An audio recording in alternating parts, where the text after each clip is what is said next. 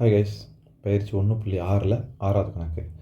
a+2, 4 மற்றும் 5, 2a+b ஆகிய வரிசை ஜோடிகள் சமமெனில் ஏபியின் மதிப்பு என்பது என்ன அப்படின்னு கேள்வி கேட்டிருக்காங்க.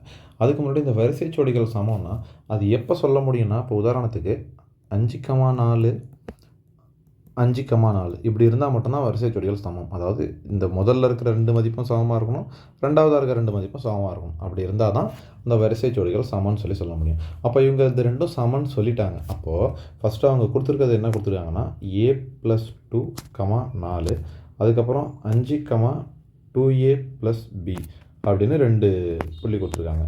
நாங்கள் சொன்ன மாதிரி தான், இங்கே 5 5 இது ரெண்டும் எப்படி சமமாக இருக்குதோ அதே மாதிரி இது ரெண்டும் சமமாக இருந்தே ஆகணும். அதே மாதிரி இது ரெண்டும் சமமாக இருந்தே ஆகணும். ஏன்னா அது வரிசை ஜோடிகள் சமம்னு அவங்க சொல்லிட்டாங்க. இப்போ அதனால் நான் என்ன பண்ணுறேன்னா, ஃபஸ்ட்டு இந்த a+2வையும் 5ஐயும் ஈக்குவல் பண்ணுறேன். அவ்வளோதான். a+2 = 5 எடுத்து ஈக்குவல் பண்ணிட்டேன்னா, அதே மாதிரி 2a+b = 4 ஈக்குவல் பண்ணிட்டேன்னா ஓகேங்களா.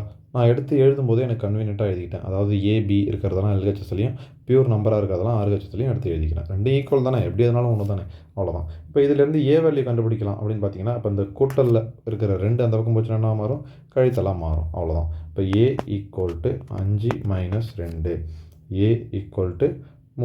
இப்போ ஏ வேல்யூ கண்டுபிடிச்சாச்சு. நம்மள்ட்ட அவங்க கேட்டதே அதான், ஏபி தான் கேட்டாங்க. ஸோ ஏ வேல்யூ கண்டுபிடிச்சாச்சு. இதை கண்டுபிடிச்சோடனே நம்ம 1 மார்க் தானே ஆன்சர் கண்டுபிடிச்சிடலாம். எப்படின்னா, ஏவில் எங்கே 2 இருக்குது, 3 இருக்குது அப்படின்னு பார்த்தோன்னா, இங்கே இல்லை இங்கே தான் இருக்குது. ஸோ இதிலே போட்டு முடிச்சிடலாம். ஏன், நமக்கு தான் பி வேல்யூ கண்டுபிடிக்க தெரியும்ல. ஸோ அதனால் அதையும் ஒரு தடவை கண்டுபிடிச்சி பார்த்துரும். அவ்வளோதான்.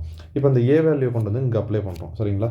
இங்கே a = 3ன்னு கிடச்சிருக்கத இந்த ஏக்கு பதிலாக அப்ளை பண்ணுறோம். அப்ளை பண்ணால் என்ன ஆகும், 2 × 3 + b = 4.